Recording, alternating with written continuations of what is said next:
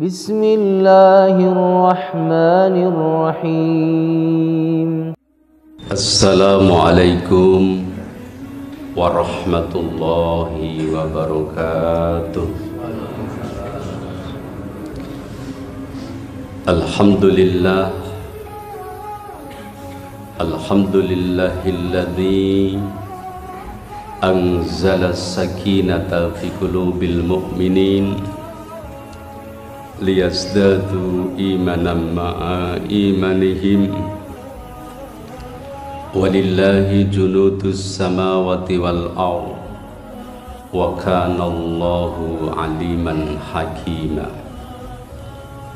Asyhadu an la ilaha illallah wa asyhadu anna Muhammadar Rasulullah.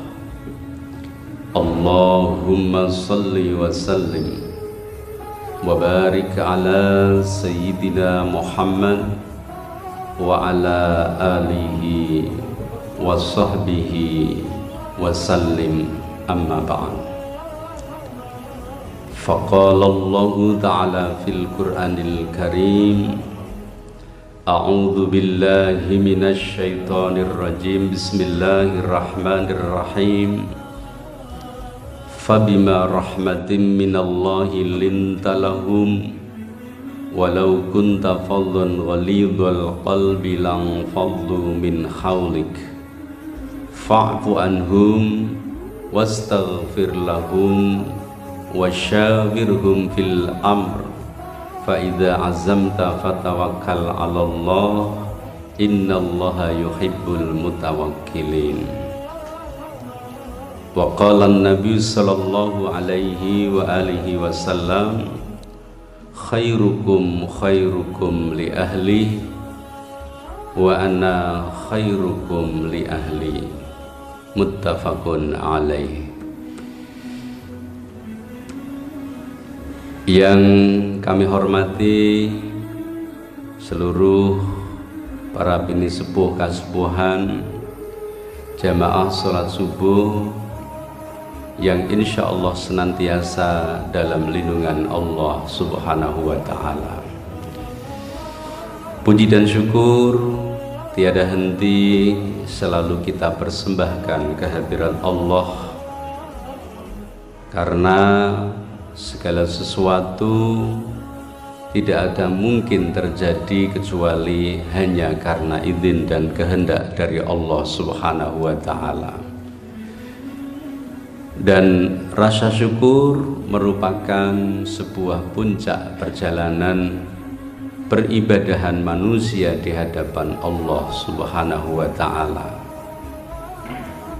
Seperti yang pernah diungkapkan oleh Rasulullah sallallahu alaihi wasallam ketika beliau ditanya oleh Aisyah radhiyallahu anha, kenapa wahai Nabi engkau masih menjalankan ibadah yang begitu luar biasa?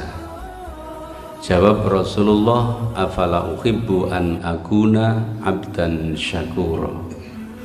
Apakah aku tidak suka jika aku termasuk hamba Allah yang senantiasa bersyukur pada Allah subhanahu wa ta'ala. Salawat dan salam semoga senantiasa terlimpah curahkan pada baginda Nabiullah Muhammad sallallahu alaihi wasallam, yang beliau telah diutus oleh Allah untuk menjadi suri tauladan bagi kehidupan kita semuanya. Bapak Ibu jamaah sholat subuh rahimakumullah, amanah yang diberikan pada kami pada pagi hari ini adalah Ramadan, romantika, dan keharmonisan dalam kehidupan keluarga. Setiap amal ibadah yang diperintahkan Allah kepada kita pasti syarat dengan makna dan hikmah. Ibadah pada Allah bukan hanya sekedar untuk menunjukkan formalitas kita sebagai umat beragama, Apabila kita menjalankan ibadah dan beragama hanya berbentuk formalitas dan merupakan aktivitas yang rutin, maka tidak akan pernah mempengaruhi perilaku dalam kehidupan kita sehari-hari. Maka banyak kita temukan tidak linier antara ketaatan seseorang dengan kebaikan perilaku, antara banyaknya ibadah yang dilakukan dengan bagaimana dia mensikapi hidup dan kehidupan ini. Oleh karena itu kami mengajak pada diri saya dan hadirin yang dimuliakan Allah Subhanahu wa ta'ala, bahwa ibadah Ramadan yang telah diperintahkan Allah kepada kita, salah satu yang paling utama dalam Ramadan adalah ibadah puasa. Bahwa puasa yang diperintahkan Allah untuk kita jalankan di bulan Ramadan pasti syarat dengan makna dan hikmah yang bisa kita petik dalam kehidupan kita sehari-hari. Seperti ayat yang tadi saya bacakan ketika rakaat pertama dalam sholat subuh ini, Rabbana ma khalaqta hadza batila. Ini merupakan sebuah ungkapan doa kita pada Allah, dan Allah yang memberikan ajaran pada kita, ya Tuhan kami, tidaklah Engkau ciptakan segala sesuatu di muka bumi ini sia-sia.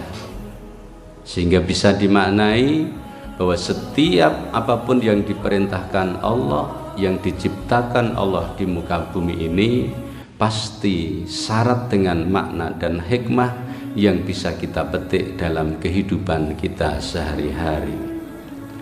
Salah satu hikmah di bulan Ramadan bahwa kita diberikan satu kehidupan yang sangat luar biasa untuk membangun keharmonisan dalam kehidupan keluarga.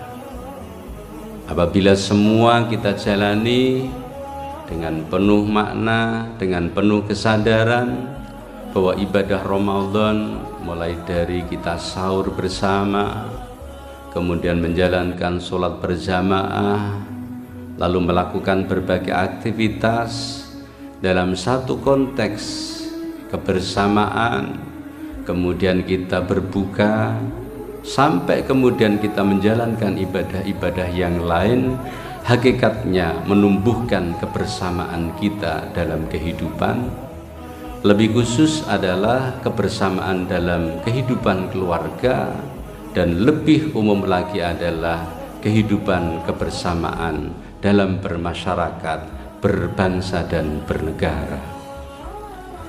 Karena hakikatnya bahwa setiap detik, setiap menit yang kita lakukan, apabila semua dilingkupi dengan kejernihan hati, kebersihan jiwa, maka insya Allah semuanya akan memiliki makna dalam kehidupan. Salah satu bagaimana puasa mampu untuk menjadikan keharmonisan dan membangun kebersamaan. Yang pertama, bahwa puasa akan melatih kejernihan hati kita untuk merasakan dan memahami segala sesuatu yang terjadi di sekitar kita. Begitupun dalam kehidupan keluarga. Allah telah menegaskan dalam surat Ar-Rum, A'udzu billahi minasyaitonir rajim, bismillahirrahmanirrahim. Wa min ayatihi an khalaqalakum min anfusikum azwajan litaskunu ilaiha wa ja'ala bainakum mawaddatan wa rahmah inna fi dzalika laayatil liqaumi yatafakkarun. Dan sebagian dari tanda-tanda kekuasaan Allah telah menjadikan kamu sekalian pasangan-pasangan hidup agar kamu tentram, damai, sejahtera bersamanya. Maka hakikat dari tujuan berkeluarga adalah untuk membangun ketentraman, kedamaian, kesejahteraan, dan kebersamaan. Pertanyaan yang paling mendasar pada kita Bapak Ibu sekalian, para jamaah, setelah kita berkeluarga, kita kira-kira kita itu tambah tentram apa tambah mumet? Nah, setelah kita berkeluarga, apakah kita semakin bahagia atau semakin sengsara? Nah, jawabannya ada pada diri kita masing-masing. Jika setelah kita berkeluarga ternyata semakin banyak problem yang kemudian menjadikan kita kecewa, maka pasti ada sesuatu yang salah dalam kehidupan keluarga kita. Padahal di sana bahwa tujuan akhir adalah untuk membangun keluarga yang sakinah, keluarga yang bahagia. Maka saya sering ditanya oleh saudara-saudara dan teman-teman kita terkait dengan pernikahan siri atau pernikahan di bawah tangan. Pertanyaannya yang pasti sering ditanyakan, apakah sah ataupun tidak?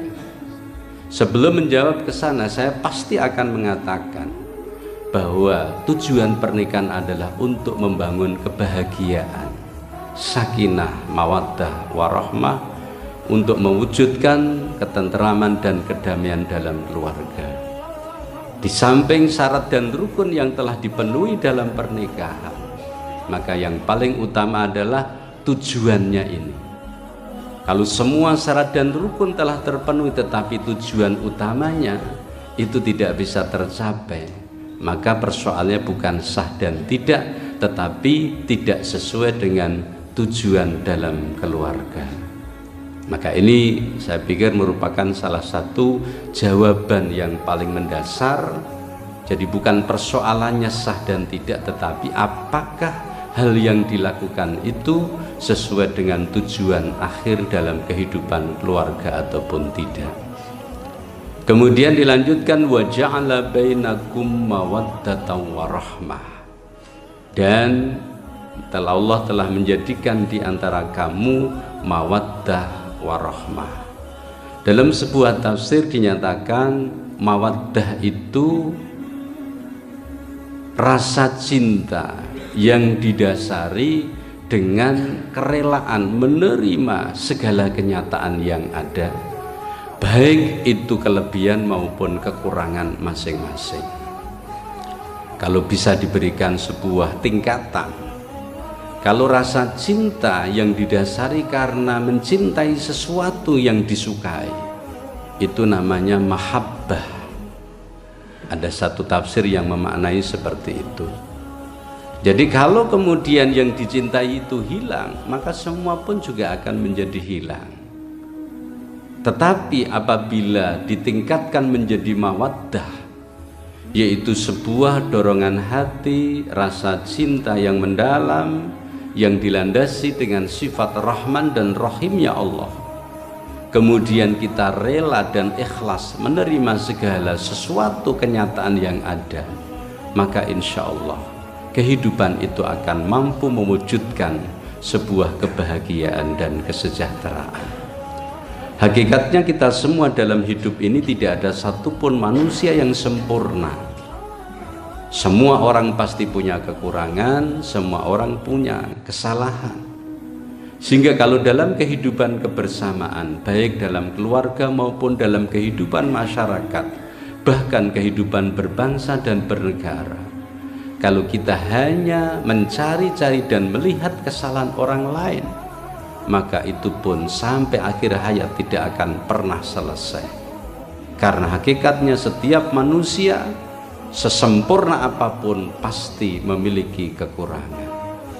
Tetapi apabila kita selalu landasi dengan rasa cinta, menerima segala kenyataan yang ada, baik kekurangan maupun kelebihan, maka insya Allah keridhaan dan kerelaan hati itu akan selalu kita miliki dan bisa kita jalani untuk kehidupan ini.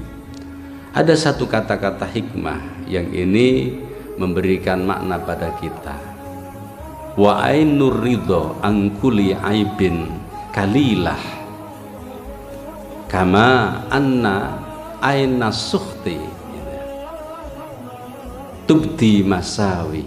Ya, jadi apabila kita itu selalu memandang sesuatu itu dengan rasa cinta, dengan rasa penuh kasih sayang, dilandasi dengan kesediaan menerima segala kenyataan yang ada, maka angkuli aibin kalilah, seburuk apapun yang kita lihat, pasti kita akan mampu untuk mengambil kebaikan-kebaikannya. Jadi ini tergantung cara pandang kita. Jadi apabila seseorang itu selalu memiliki pandangan yang positif, memiliki keridhaan, keikhlasan, menerima segala sesuatu yang ada, maka di balik kekurangannya pasti ada kelebihan. Di balik kesalahannya pun pasti ada kemuliaan-kemuliaan. Di balik kekurangan itu pun pasti ada suatu kelebihan dan kebenaran. Karena hakikatnya ketika kita masih hidup di dunia, dua hal ini selalu beriringan. Antara kebaikan, keburukan, kebahagiaan dan kesedihan selalu seiring karena kita masih hidup di dunia. Berbeda kalau besok di akhirat sudah dipisahkan secara jelas. Ketika kita bahagia di surga, maka di surga tidak ada satupun kesedihan. Ketika manusia itu disiksa di neraka, maka di neraka tidak ada satupun kebahagiaan. Tapi kalau di dunia, dua hal ini pasti selalu beriringan. Saya contohkan, ketika Rumah Sakit PKU Muhammadiyah Bantul itu ramai sekali pengunjungnya, ramai sekali pasiennya.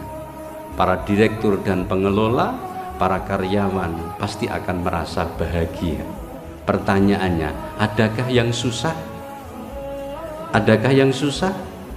Ada. Siapa? Pasien. Iya.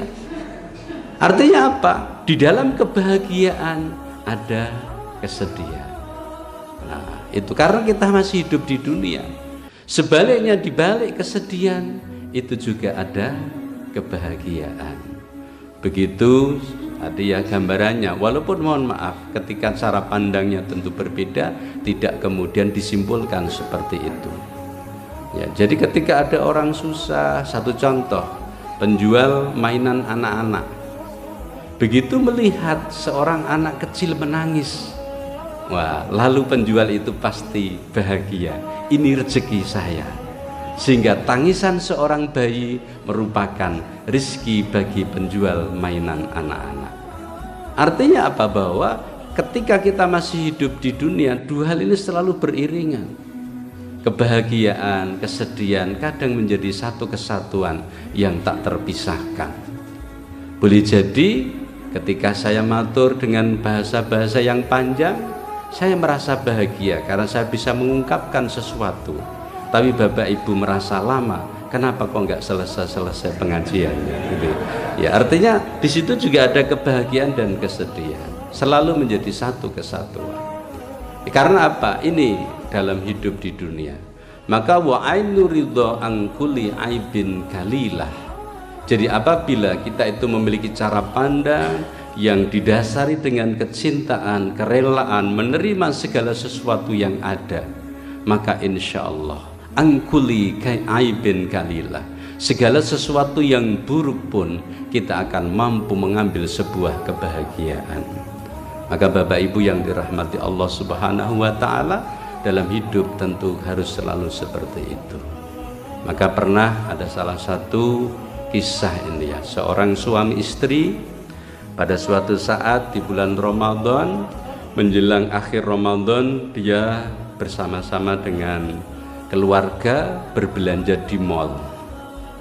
Sang suami istri tadi bergandengan mesra sekali. Anak muda yang setelah Idul Fitri dia akan menikah menggambarkan, waduh, alangkah indahnya jika besok saya berkeluarga bisa mesra seperti Bapak Ibu tadi. Lalu datanglah dia kepadanya, Pak, Ibu, semohon maaf, saya ingin bertanya, apa sih resepnya panjenengan bisa bahagia dan mesra seperti ini? Jawab sang ayahnya gini, gimana mesra? Istri saya gandeng biar nggak belanja kemana-mana, katanya. Jadi pandangannya bahwa digandeng itu kelihatan mesra, ternyata nggak boleh belanja, karena kalau nanti dilepas waduh ngambil macam-macam gitu. Nah itu kan berarti salah persepsi gitu ya, salah persepsi. Jadi ini wa ainuridu angkuli aibin kalilah ya. Kemudian kama ana aiba sukhti tubdi masawi. Tetapi sebaliknya, jika dengan pandangan yang buruk dilandasi dengan suudzon, dengan prasangka yang buruk, segala sesuatu kebaikan pun pasti akan tertutup menjadi sebuah keburukan. Apa saja yang dilakukan pasti serba salah. Oleh karena itu, kami mengajak pada kesempatan pagi hari ini bahwa ibadah Ramadan mengajak kepada kita untuk mewujudkan rasa cinta kasih sayang yang betul-betul dilandasi dengan menerima segala kenyataan yang ada, baik kekurangan maupun kelebihannya, maka insya Allah akan mampu mewujudkan sebuah keharmonisan dan kebahagiaan. Maka yang pertama kami mengajak pada Bapak Ibu sekalian, marilah bersama-sama di bulan Ramadan ini kita jadikan sebagai sarana untuk menjadikan tumbuhnya hati ini dilandasi dengan rasa cinta, kasih sayang ketika melihat sesuatu penuh dengan hal-hal yang positif, hal-hal yang menjadikan kita baik, hal-hal yang senantiasa membawa hati nurani ini selalu penuh dengan kebahagiaan. Ini harapan kami yang pertama. Lalu yang kedua, puasa melatih kita untuk menjadi orang yang jujur. Jadi pada saat-saat tertentu kejujuran itu menjadi sesuatu kata kunci kebahagiaan dalam hidup ini. Makanya Rasulullah Shallallahu Alaihi Wasallam selalu mengajak kepada kita untuk menjadi orang-orang yang jujur, dan beliau telah mencontohkan sendiri bahwa dengan kejujurannya, dengan kepercayaan yang diberikan kepada Rasulullah Shallallahu Alaihi Wasallam, kelompok dan suku apapun mereka percaya bahwa Nabi tidak akan pernah berbohong. Jadi ini salah satunya. Walaupun mohon maaf dalam hal-hal tertentu kebohongan tentu juga akan bisa menimbulkan kebaikan, tetapi tetap harus dilandasi dengan sebuah kejujuran. Pernah suatu kisah Rasulullah Shallallahu Alaihi Wasallam dibuatkan minum oleh sang istrinya. Kemudian setelah dibuatkan minum, wahai Rasulullah silahkan untuk diminum. Begitu dirasakan oleh Rasulullah, minuman itu asin luar biasa. Oleh Rasulullah minuman itu langsung dihabiskan. Kemudian sang istri bertanya, wahai Rasul, apakah engkau memang haus? Alhamdulillah, Allah telah menghilangkan rasa dahaga saya setelah engkau berikan minuman. Ya kalau begitu saya buatkan kembali. Kenapa Rasulullah kemudian menghabiskan itu? Karena kalau disisakan, kebiasaan sang istri Rasulullah, kalau masih ada sisa minuman Rasul pasti diminumnya. Rasulullah khawatir kalau nanti sang istri kemudian merasa kecewa karena telah salah untuk membuatkan minuman. Akhirnya kemudian, engkau haus ya Rasulullah. Alhamdulillah dengan minuman kamu yang kamu buat, aku telah hilang rasa dahagaku. Oh kalau begitu saya buatkan lagi. Begitu masuk di dapur, sang istri menangis kaget luar biasa. Ternyata yang dimasukkan di dalam air tadi bukan gula tapi garam. Wah, ini menunjukkan bahwa Rasulullah tidak ingin menyakiti hati sang istri. Karena apa? Ya tetap dilandasi dengan kejujuran, tetapi dia tidak mengungkapkan dengan hal-hal yang sejelas-jelasnya. Dan saya juga pernah punya pengalaman seorang teman, karena dia itu tidak ingin sang istri itu marah, tetapi dia berbohong, dan berbohongnya kelewatan. Ceritanya ada salah seorang teman, dia itu suka manuk perkutut. Habis gajian lalu dia pergi di daerah pegunungan. Begitu jalan-jalan melihat ada seekor kutut yang bagus sekali. Lalu kemudian dia beli. Berapa ini harganya? Waduh, mahal Pak, paling enggak 5 juta. Ya jangan 5 juta. Akhirnya kenalah 2.500.000. Dibelilah oleh dia. Dalam perjalanan sang suami tadi berpikir, ini nanti sampai di rumah kalau saya jujur pasti istri marah luar biasa. Lebih baik saya tidak usah jujur saja, yang penting keluarga aman. Wah. Begitu sampai di rumah benar ditanya, kok beli burung lagi ya? Enggak apa-apa kok, ini cuma murah. Harganya berapa? 500.000 rupiah. Alhamdulillah, enggak apa-apa, saya masih mendapatkan jatah untuk belanja, katanya gitu. Lah, singkat cerita, setelah sang istri diberitahu kalau harganya 500.000 rupiah, sang suami berangkat bekerja. Saat bekerja tiba-tiba ada tamu, dan tamu itu suka burung.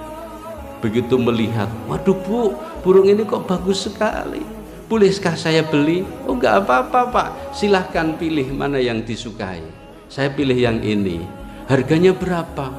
Wah, kalau ini mahal Pak, 1.500.000. Pikirannya dengan dijual 1.500.000 dia sudah untung 1 juta. Akhirnya kemudian tawar menawar, ketemulah 750.000. Wah, sang suami pulang langsung disambut bahagia oleh sang istri. Alhamdulillah Pak, baru 1 hari sudah untung 250.000 rupiah. Lah sang suami, lah kamu jual berapa? 750. Untung bagaimana gitu ya. Ternyata itulah buah dari ketidakjujuran, akhirnya menimbulkan sebuah akibat yang fatal. Seharusnya dia tidak rugi, kemudian malah menjadi rugi. Oleh karena itu, kejujuran di antara kita semua dalam kehidupan bersama, terutama dalam kehidupan keluarga, menjadi sesuatu yang penting. Walaupun dalam hal-hal tertentu itu kita tidak boleh kemudian mengatakan apa adanya, tetap harus dengan cara-cara yang tepat, dengan cara-cara yang halus, dengan cara-cara yang baik. Ini yang senantiasa harus kita bangun bersama. Dan juga pernah suatu kejadian, sang istri di pagi hari minta uang belanja pada suami. Ayah, saya ini saat ini sudah kehabisan belanja. Untuk alat mandi semuanya sudah nipis, belanja di dapur juga sudah nipis. Tolong saya ditinggali uang. Jawab sang suami, lagi nggak ada uang. Wah. Sang istri karena sering ngaji di Jamasbah, iya, dia tidak marah, tetapi malah kemudian, ya nggak apa-apa, semoga ayah ketika bekerja bisa mendapatkan rezeki yang halal, thayyib dan penuh barokah. Oh, sang suami dengan lega hati, tenang, dia berangkat bekerja. Pada saat mau berangkat bekerja, sebenarnya dia punya uang 500.000 yang masih di amplop dan di saku celananya. Begitu mau berangkat bekerja, ngambil kunci, amplopnya jatuh. Berangkatlah bekerja. Saat berangkat, kemudian sampai di lampu merah, mungkin bapak-bapak pengalaman katanya. Sampai di lampu merah, kemudian nyari-nyari, waduh uang saya mana? Lah begitu sampai di sana, sang istri di rumah, kok lihat amplop putih diambil 500.000. Alhamdulillah. Lah sang suami karena mencari uangnya nggak ada, pulang kembali ke rumah. Begitu sudah di depan rumah disambut oleh sang istri. Ada apa Pak? Nggak ada apa-apa. Karena takut ya, rasa malunya. Singkat cerita, cari-cari di kamar nggak ketemu, akhirnya dia berangkat kerja. Sehari bekerja, dia nggak konsen, hanya mikir 500.000 tadi kemana. Akhirnya setelah pulang kerja, sang suami minta, Bu, saya pengen ngomong, tolong dekat sini. Yang pertama, saya minta maaf ya, tadi pagi kamu minta uang, saya bilang gimana? Tidak punya uang. Maka hati-hati bapak-bapak, ibu-ibu itu salah saja bisa menang, apalagi benar. Itu ya. Wah, langsung sang istri sudah siap-siap. Ini pasti akan mempersoalkan uang 500.000.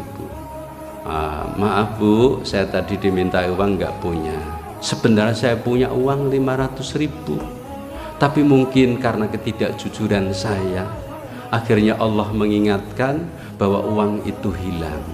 Sang istri bukan marah, tapi malah seperti seorang ustazah menasihati. Nggak apa-apa Pak, itu berarti belum rezeki ayah.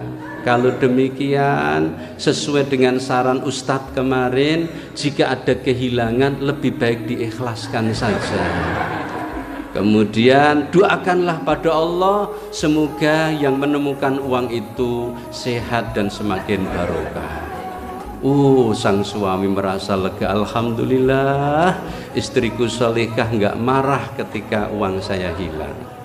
Begitu sudah seperti, kalau begitu saya tak berdoa tolong diamini. Ya Allah, semoga yang menemukan uang saya terlalu sehat, amin. Ya Allah, semoga uang yang diterima semakin barokah, amin. Wah. Setelah selesai, lalu sang istri bilang, maaf, besok insya Allah saya akan jujur dan tidak akan pernah mengulangi lagi. Lalu sang istri mengatakan, kalau demikian, kalau saya boleh jujur ya, sebenarnya yang menemukan uang adalah saya. Nah, karena sudah terlanjur semua, ya sudah diserahkan pada Allah dan tetap harmonis dalam kehidupan keluarga. Dua hal itu yang bisa kita sampaikan di pagi hari ini. Yang pertama, awalilah segala sesuatu dengan kelemah lembutan, kejernihan hati, rasa cinta yang menerima segala apapun kenyataan yang ada. Insya Allah semua akan menjadi baik dan bahagia. Yang kedua, kejujuran melatih kita atau menjadikan kita untuk senantiasa hidup berbahagia dan hidup bersama. Tentu ini merupakan salah satu hal yang dilatih selama kita menjalankan ibadah Ramadan. Semoga Allah menerima amal ibadah kita, senantiasa kita selalu dalam lindungan dan pertolongan Allah Subhanahu wa ta'ala. Mari kita tutup dengan bacaan subhanakallahumma wa bihamdika asyhadu an la ilaha illa anta astaghfiruka wa atubu ilaik. Alhamdulillahi rabbil alamin. Wassalamualaikum warahmatullahi wabarakatuh.